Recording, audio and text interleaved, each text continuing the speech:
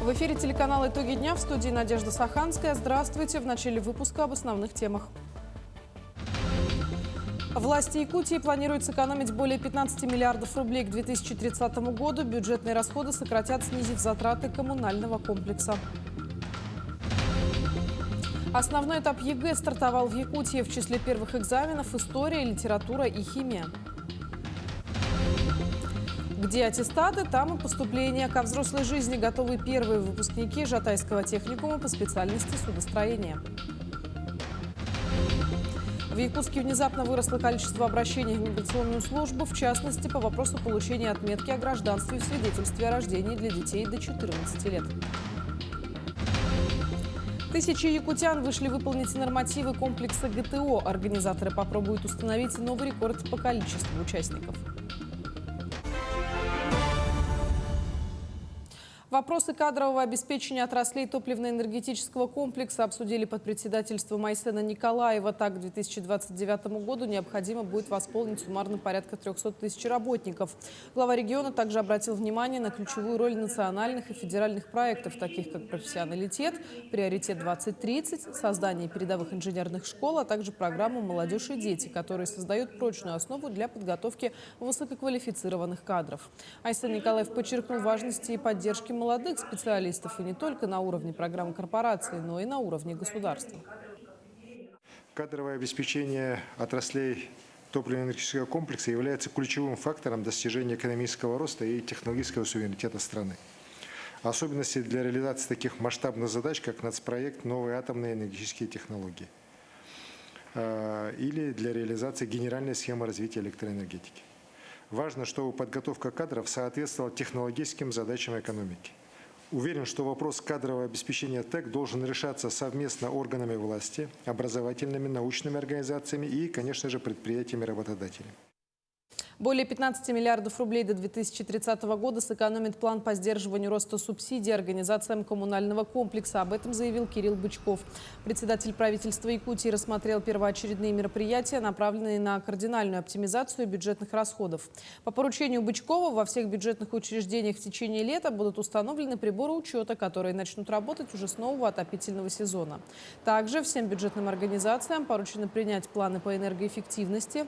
В сфере строительства также произойдут изменения, усилятся требования к энергоэффективности новых домов, а также будет проведена работа по отключению коммунальных услуг в расселенных зданиях. Не осталось без внимания и система северного завоза. Будет внедрен новый механизм льготного кредитования участников завоза на закуп и доставку. С начала года специалисты иммиграционной службы оказали порядка 50 тысяч услуг жителям Якутска. При этом чаще всего граждане обращаются по вопросам оформления паспорта.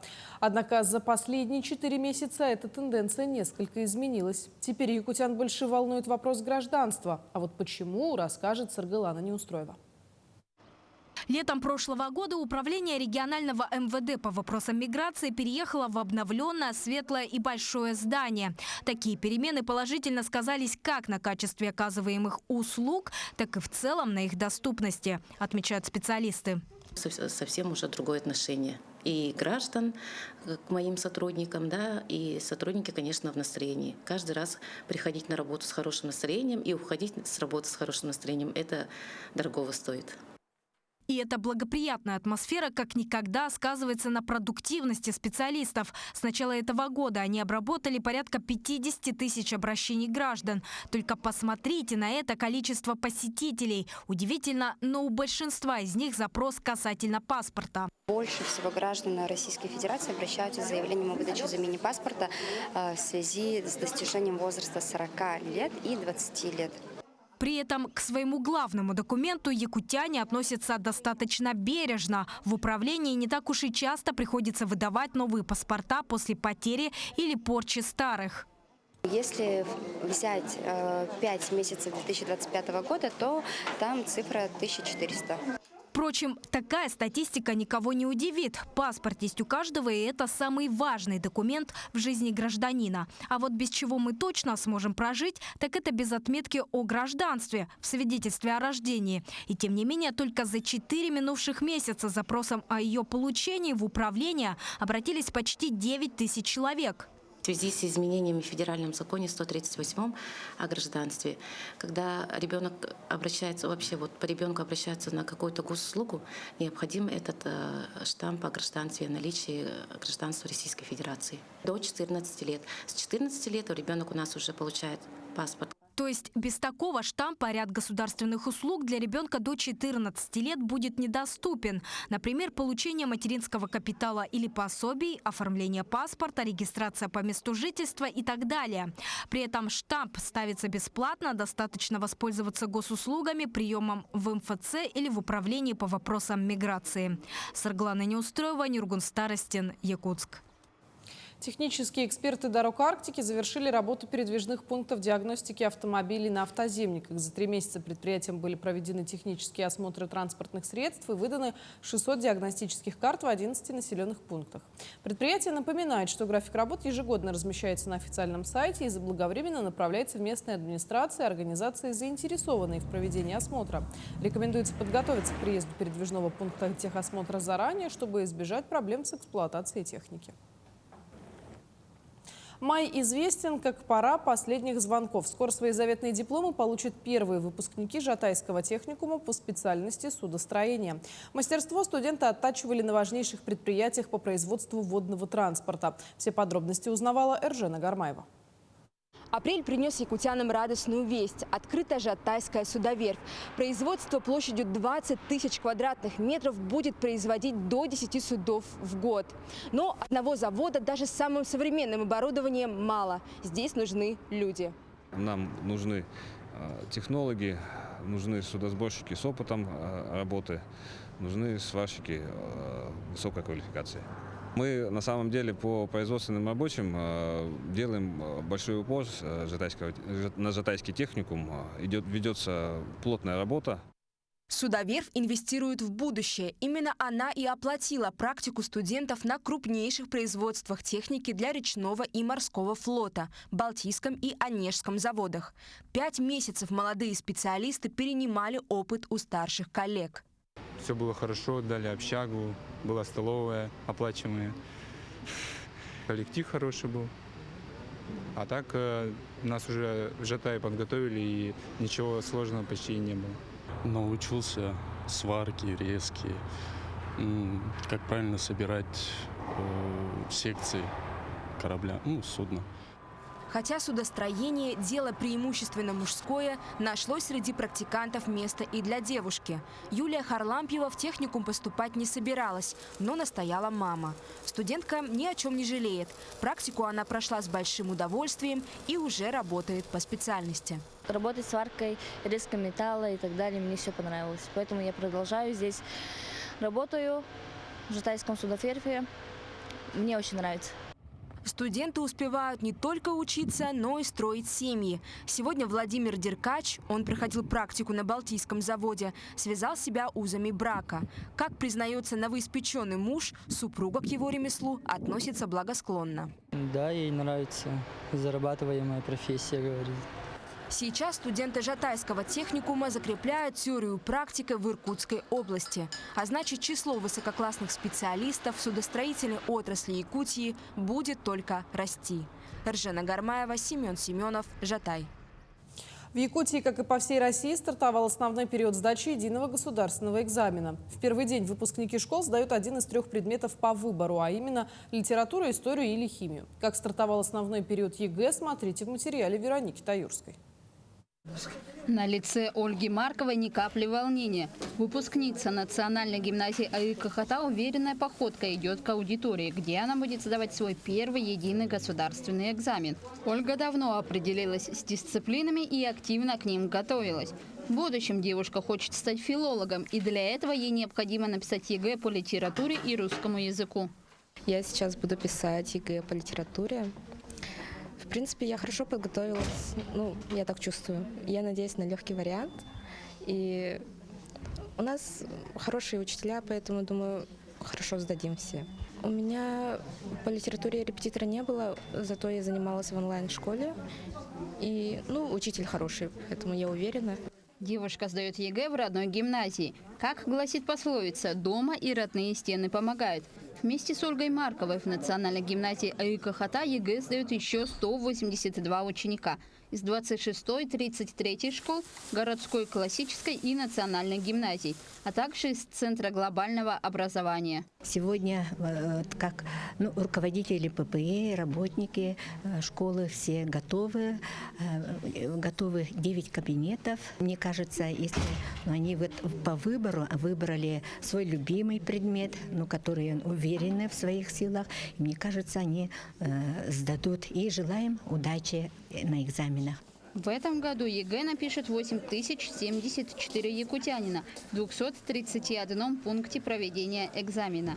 В первый день единый госэкзамен сдали почти 1500 выпускников в 136 пунктах. Так историю выбрали порядка 850 человек, 600 школьников написали литературу и 819 выпускников сдали химию. По сегодня проходящим экзаменам установлены минимальные пороговые значения, которые будут считаться как уже проходные баллы для получения аттестата. Да? Тем самым, значит, это 32 балла по истории и литературе и 36 баллов по химии.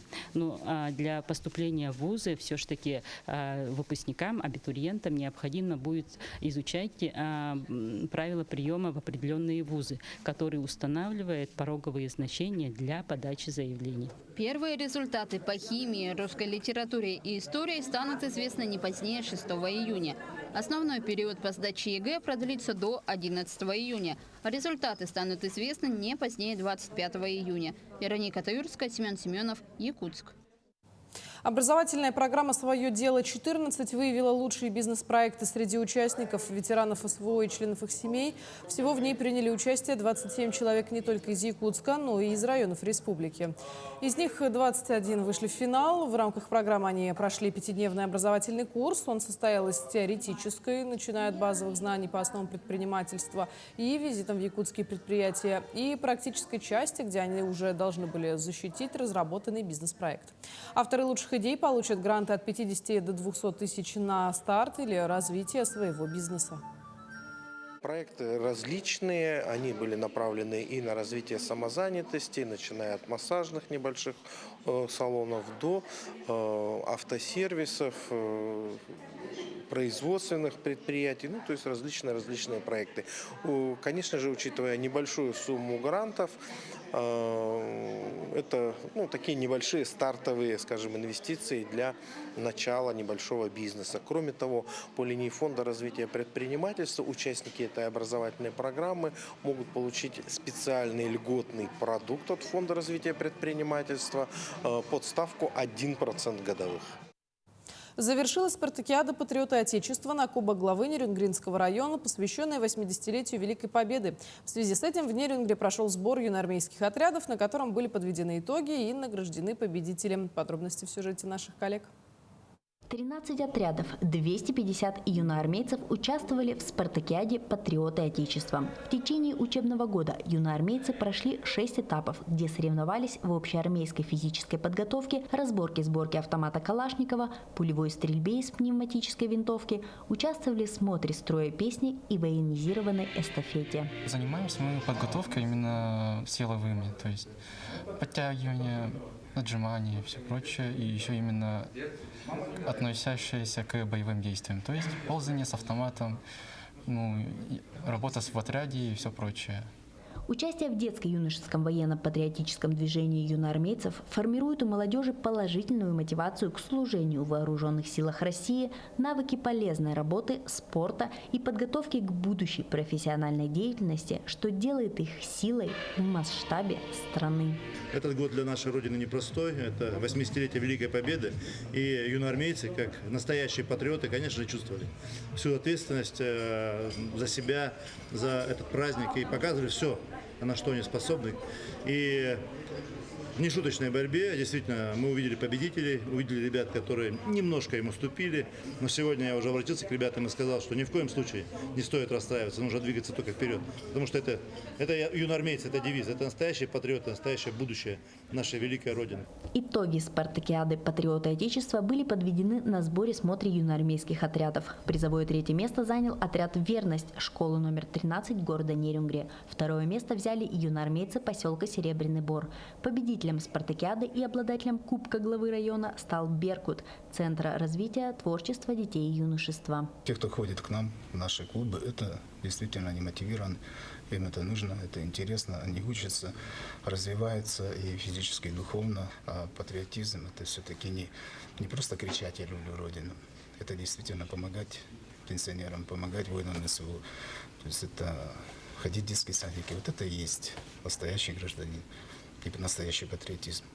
Победитель представит Нерюнгринский район на 10-м слете юноармейцев Республики Саха-Якутия в городе Якутск в сентябре 2025 года. Екатерина Павлова, Александра Цыбикова, Нерюнгри. 12 миллионов рублей предусмотрено в бюджете Ленского района на этот год для реализации мероприятий по поддержке субъектов малого и среднего предпринимательства, а также самозанятых граждан. По итогам прошлого года финансовая поддержка была оказана на сумму 16 миллионов рублей. Программа поддержки действует в районе уже много лет и является хорошим подспорьем для предпринимателей. Юлия Пожидаева тоже получила финансовую поддержку в размере 300 тысяч рублей из бюджета района на развитие собственного бизнеса. В прошлом году семья Пожидаевых открыла игровое пространство для детей «Юла». Сегодня игровой центр очень востребован у ленчан. Дети с удовольствием проводят здесь время. Марк очень любит Юлу, прям и обожает. Сегодня, да, мы отмечаем выпускной, он очень рад.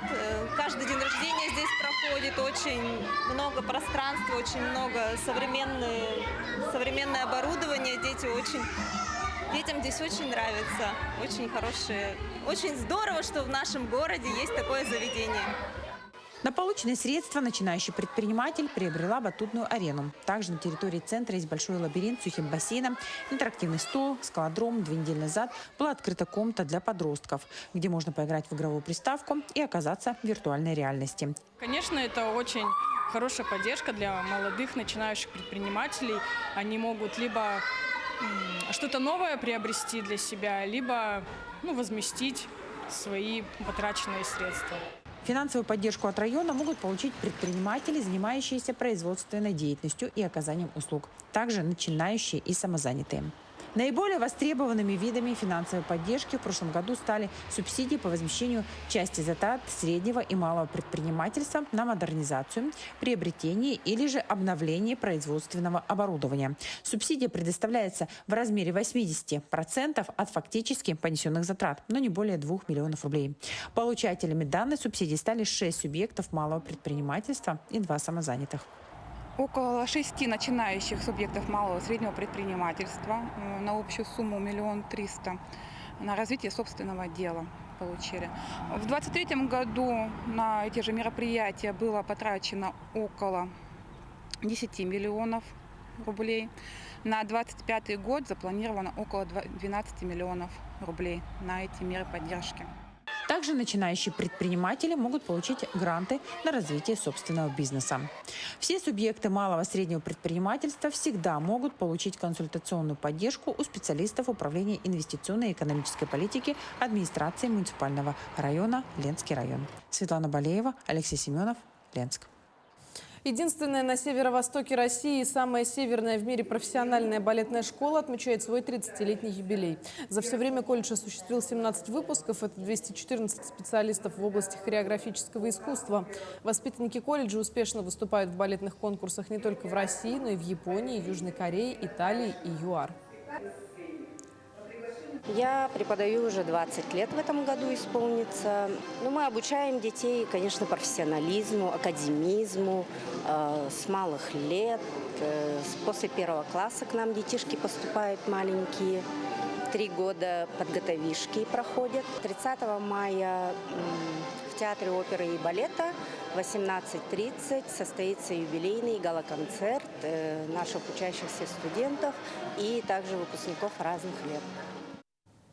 Балетную труппу республики пригласили на 16-й международный фестиваль балета в честь советской балерины Екатерины Максимовой. Труппа познакомит зрителя с современными постановками спектакля главного балетмейстера Якутского театра оперы и балета Екатерины Тайшиной. Гастроли артистов начнутся с выступлений в Москве. В Театре Российской армии пройдет спектакль этнобалета «Сияющий камень». Напомню, что в январе этого года спектакль был выдвинут по 7 номинациям премии «Золотая маска» и далее по планам выезд в Челябинск, где будут также представлены 2 спектакля «Сияющий камень» и «Геометрия движений». Это легенда о том, как появились якутские алмазы. Поскольку «Сияющий камень» – это действительно сейчас один из главных брендов современной Якутии. И в якутском фольклоре эта тема не отражена, поскольку алмазы они стали добываться уже в 50-е годы прошлого века. Поэтому мы создали свою легенду о том, как в якутском эпосе могло бы быть сказание о возникновении якутских алмазов. Озеленение города – общая задача, так считают врачи Республиканского центра по профилактике и борьбе со СПИД.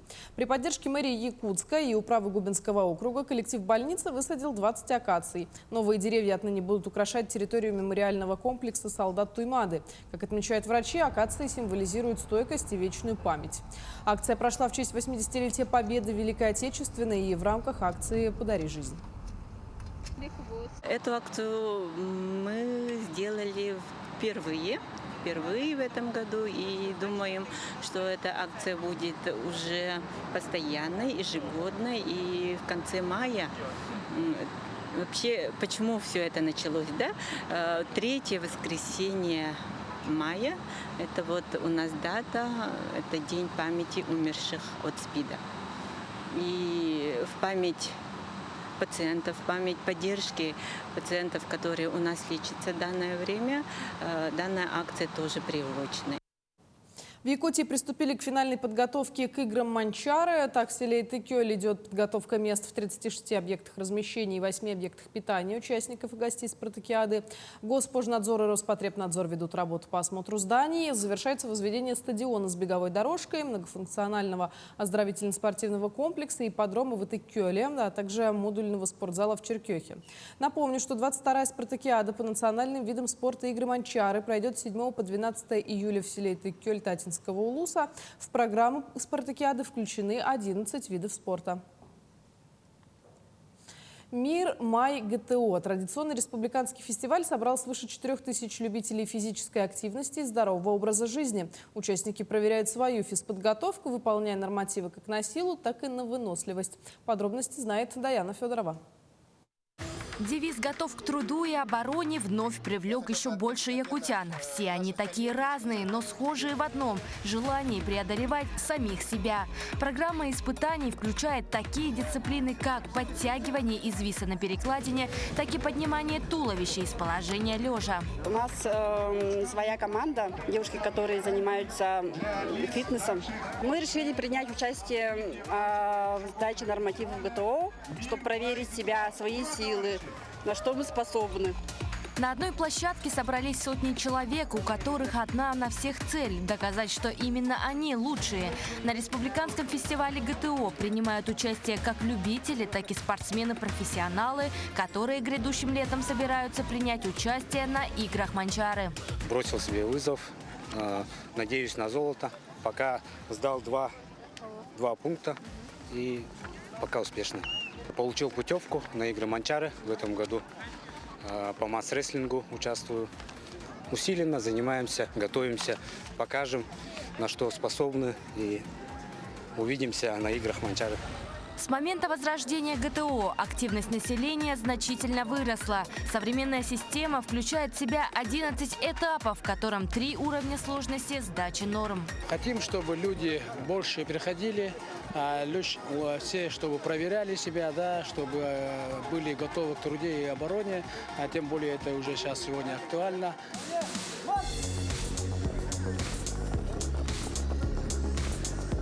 За успешную сдачу нормативов гарантируется награждение соответствующим отличием. Судят участников высококвалифицированные судьи. В мероприятии задействовано около 80 судей из близлежащих улусов и пригорода, и города Якутска. Это тренера дюша и учителя физкультуры, те, которые проходили именно курсы повышения квалификации.